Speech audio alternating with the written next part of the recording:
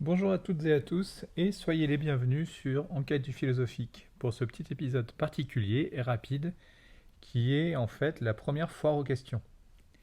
Alors, parmi les questions qui ont été transmises, que nous avons reçues, nous en avons sélectionné trois qui me paraissent correspondre à ce que doit ou devrait contenir ou constituer une FAQ de ce type de chaîne de podcast, à savoir donc une chaîne de philosophie qui soit tournée vers l'usage par et pour des gens qui étudient la philosophie et par et pour des gens que ce type de sujet intéresse plus généralement. Et puis parmi ces trois questions, donc nous n'en avons gardé que deux, parce que la troisième concernait trop directement le cycle, anticipait trop si vous voulez, le cycle qui viendra entre les mois de mai et de juin, qui est le cycle 3 sur le BDSM, la pratique du BDSM, et les questions philosophiques qui tournent autour de la pratique du BDSM. Alors donc voici les trois questions qui avaient été sélectionnées parmi toutes celles qu'on avait reçues. Et donc je vais traiter les deux premières. Alors la première concerne l'épisode du chapeau sur le cycle 1 à propos du mal. On me demandait si une telle question, conception structuraliste de la question du mal, ne revenait pas à considérer que le mal serait un point de vue. Donc je vais revenir avec vous là-dessus. Et on verra que tout le cycle a quand même battu cette question en brèche. Donc après, c'était une question qui a été posée lors de l'épisode chapeau. Donc on peut imaginer que le cycle a répondu globalement à cette question. Enfin, je vais revenir dessus. Et précisément, on a donné un arsenal philosophique et historique assez important dans l'histoire des idées, qui, je crois, répond en fait à cette question. La deuxième question concerne la demande d'une bibliographie indicative, elles ne sont jamais exhaustives, pour approcher le mythe dans un registre qui ne soit pas plus celui des livres de mythologie pour enfants qui, hélas, ont longtemps été la seule conception dominante du rapport au mythe. Le mythe comme enfance de la pensée, comme adolescence de la science, etc. Alors je vais donc présenter quelques auteurs qui ont commencé à déplacer la question à propos du mythe et puis qui permettent aujourd'hui de travailler en philosophie du mythe de façon tout à fait sérieuse. Et puis donc la troisième question que je ne traiterai pas, mais que je garde sous le coude pour l'épisode sur le BDSM, concernait l'un des nombreux enjeux qui sera envisagé, donc je disais dans le cycle sur le BDSM, puisqu'elle s'intéressait à une publication en story de la rencontre précoce entre la pornographie et l'individu en âge de s'intuiter sexuellement lui-même ou elle-même, au temps de la préformation, si vous voulez, de sa propre personnalité érotique. Et donc, quand on la traitera, on s'intéressera au problème du traumatisme dans la consommation et dans la détermination des choix de contenu pornographique. Moi, j'y reviendrai au moment opportun. Voilà, on y va sur la première question. Si vous avez suivi avec assiduité le cycle 1 sur le mal, je commençais par y exprimer que je souhaitais vous aider à déterminer le mal comme contenu, comme remplissage d'une idée, d'un phénomène structurel, plutôt que de nous contenter ensemble de l'envisager comme une sorte d'étiquette qui serait abstraite. La politique préfère manier des étiquettes parce qu'une étiquette peut aisément être utilisée sans le moindre rapport avec son contenu. Et d'ailleurs, objectivement, depuis 20 ans, c'est-à-dire depuis Sarkozy, c'est ça qui se passe. On a des étiquettes, on a des gens qui affirment des choses qui sont complètement délirantes. Mais ça passe de plus en plus. C'est-à-dire, par exemple, quelque chose comme le Gorafi, aujourd'hui, n'a plus vraiment lieu d'être. Parce qu'aujourd'hui, la politique fait du Gorafi. Donc on a un livre qui est exemplaire en ce sens, c'est le livre de 1984 de George Orwell, où on trouve par exemple la formule «La guerre, c'est la paix». On observe des choses comme ça aujourd'hui, avec la réforme des retraites par exemple, qui est une réforme pour la justice sociale, ou une réforme de gauche, ou encore une réforme pour le progrès. Alors évidemment que non, hein, bien sûr, ce sont des réformes de destruction systématique qui permettent à des places boursières de capter les trésoreries qui échappaient jusque-là à leur fascisme de captation. Je vois bien parmi vous des gens demander mais quel rapport? Ah ben, voici le rapport. C'est précisément parce que les étiquettes sont sujettes aux interprétations et donc à la démagogie, à des interprétations qui soient les plus fantasques possibles, pour peu que s'en mêle la mauvaise foi ou ce qu'on appelle le principe de contradiction, qui procède d'un besoin de toute personne que peut ressentir toute personne à commenter et à ne jamais accepter un énoncé sans le confronter à la critique de son propre jugement. Et donc la capacité à interpréter des étiquettes permet en fait d'instituer de l'idéologie. Par exemple, les boomers aujourd'hui, idéologiquement, pensent que les jeunes ne veulent pas travailler et donc trouvent ça bien que les jeunes n'aient pas accès à la retraite comme eux y ont eu accès. Or donc, disais-je, pour revenir sur les étiquettes, si l'on ne s'intéresse pas vraiment à l'étiquette, c'est-à-dire au contenant, ici le mal par exemple, c'est-à-dire qu'en fait si on se fiche un peu du mot le mal, et si on décide de s'intéresser au contenu, alors de tels délires herméneutiques ne peuvent pas avoir cours, ou en tout cas sont grandement limités. Nous sommes bien forcés de nous tenir à la définition du mal telle qu'elle est donnée dans la démonstration. On ne peut pas agiter quelque chose de vide, en prétendant tout et son contraire à partir de ce quelque chose. Le mal, je l'ai proposé dans les différents épisodes et sous différents régimes, c'est une inadéquation qualitative entre une nature et la volonté qui dépend de cette nature.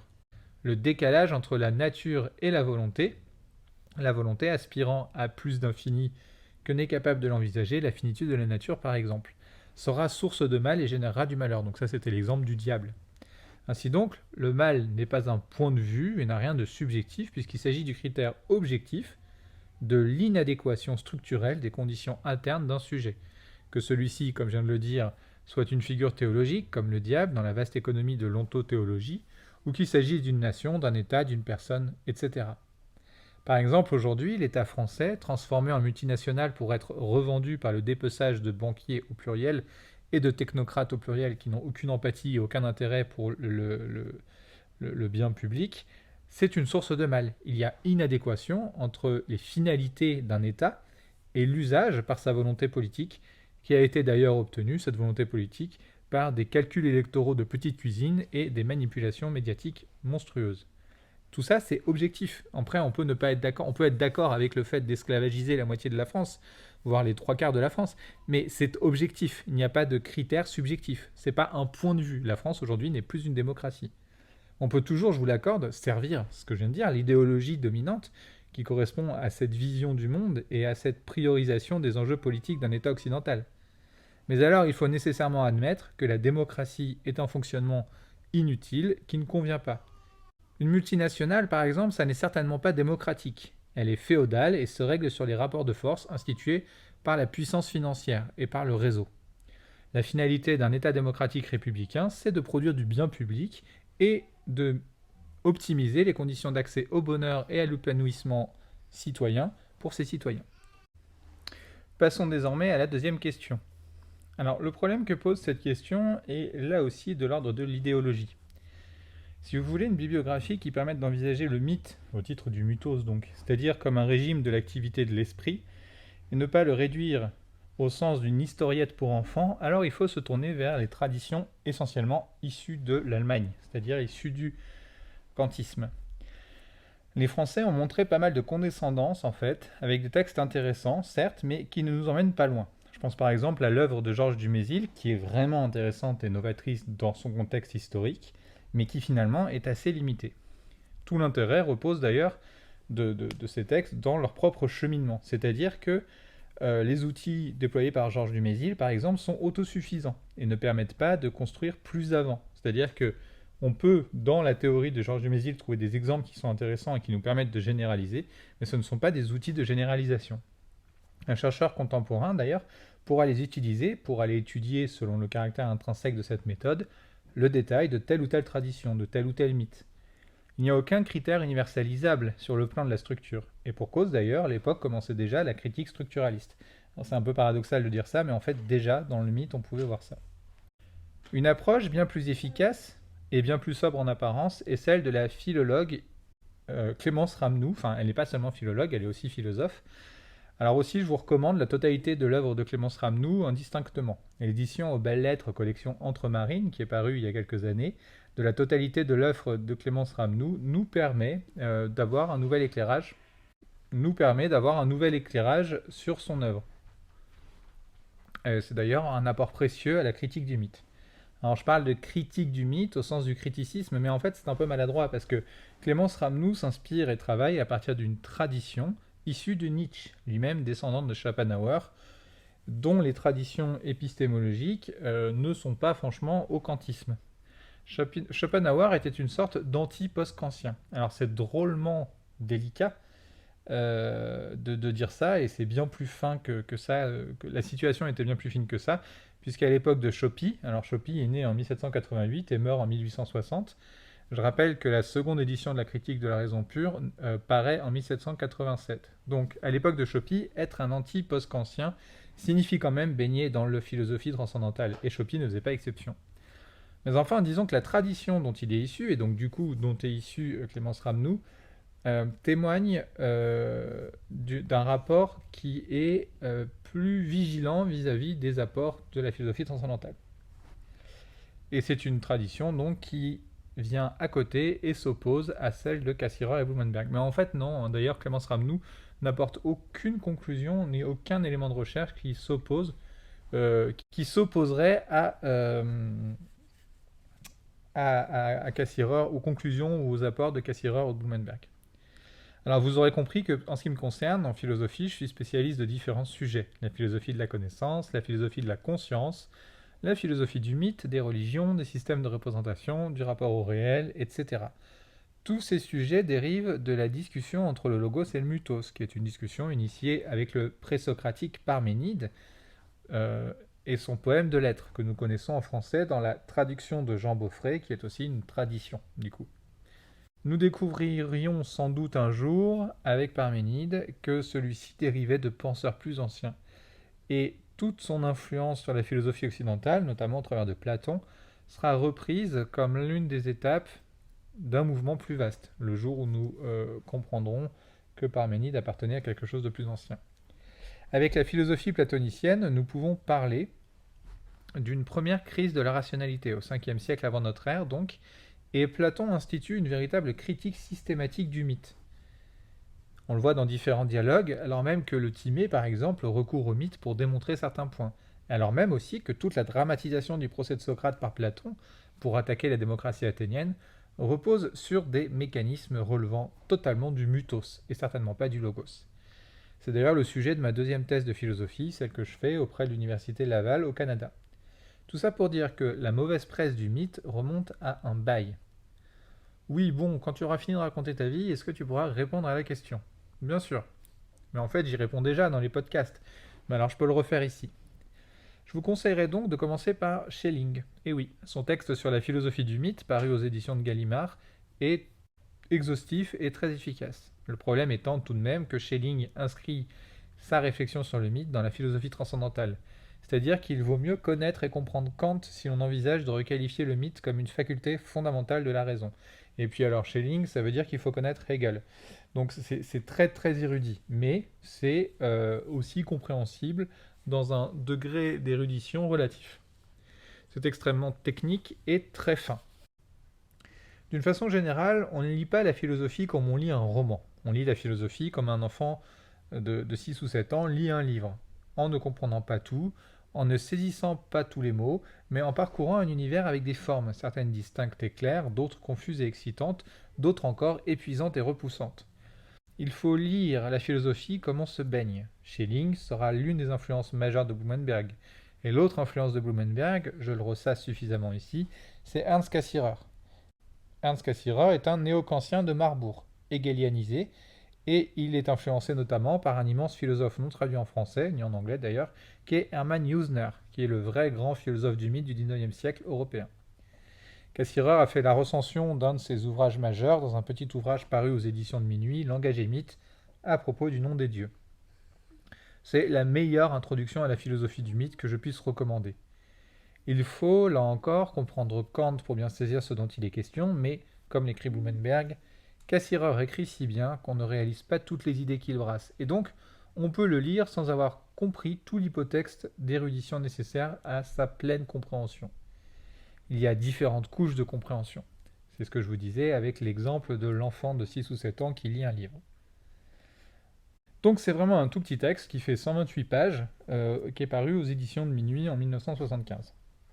Bien sûr, de même que Cassirer, de même sur Cassirer lui-même, et non pas sur Cassirer parlant d'un autre texte, on peut aussi faire une lecture non érudite, au moins des 2 premiers volumes de la philosophie des formes symboliques, la 3e est peut-être plus difficilement non érudite, qui sont parus à la même époque aux éditions de Minuit, c'est-à-dire dans le début des années 70. Selon la même logique, pour s'initier et comme entrer dans la philosophie du mythe, je vous conseillerais deux textes de Blumenberg. Alors, le grand œuvre de Blumenberg sur le mythe, c'est Work on Myth, c'est Arbeit am Mythos, je ne sais pas le prononcer en allemand, mais qui est traduit en anglais en 1984 par les MIT Press, qui est Work on Myth donc. Donc ça, c'est exhaustif, et si vous lisez l'anglais, c'est vraiment le texte qu'il faut lire.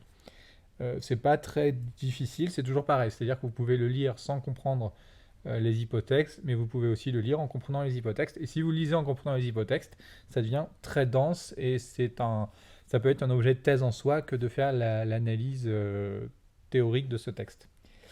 Si vous ne lisez pas l'anglais et si vous ne lisez pas l'allemand, parce qu'après si vous lisez l'allemand, il y a Arbeit am Mythos de Blumenberg, bien sûr, il faut lire, donc, je vous conseille deux petits textes de Blumenberg qui sont La raison du mythe, paru en Gallimard, chez Gallimard, et Le concept de réalité, paru aux éditions du Seuil.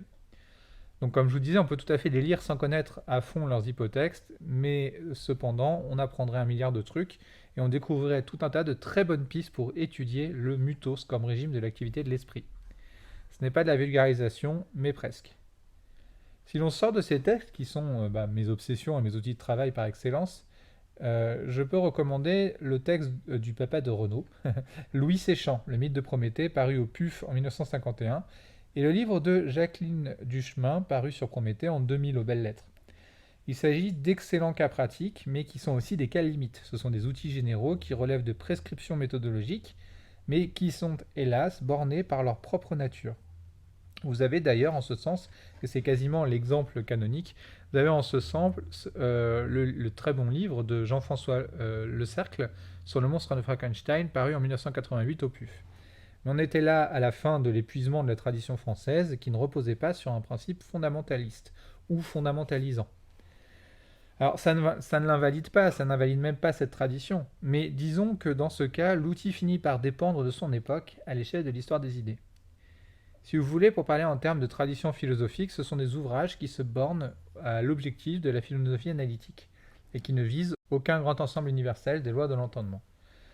Vous trouverez dans ces ouvrages tout un tas de notes de bas de page, de références qui ne manqueront pas de vous mener sur la constitution de votre propre chemin doctrinaire.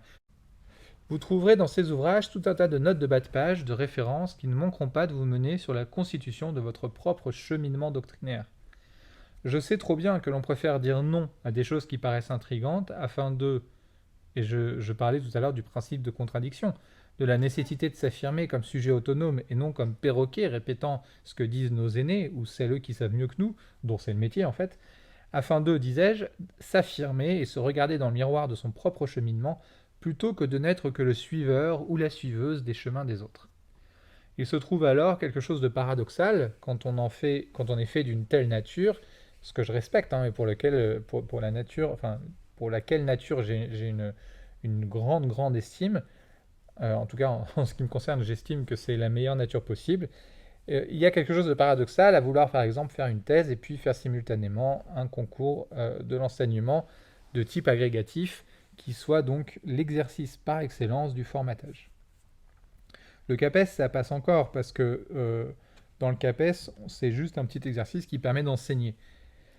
Encore que l'on se soumette au jugement arbitraire et lapidaire de différents spécialistes qui sortent de leur niche une fois par an pour participer à une vaste tartufferie dans laquelle ils sabreront à qui mieux des non-spécialistes et à qui elles demanderont de produire en 40 minutes une démonstration qui soit conforme au savoir qu'elles ont en ce qui les concerne sur la question après 10 ans de recherche.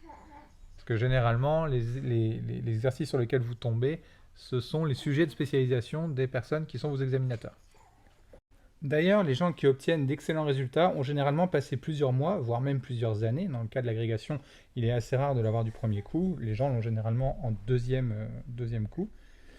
À la préparation formelle d'un exercice. C'est-à-dire qu'elles se sont entraînées à produire exactement ce que l'on attend d'elles, et non à penser des cours intéressants. Ce qui du reste, en fait, est assez logique, puisque si vous obtenez l'un de ces concours, vous allez passer un an à apprendre à construire des cours.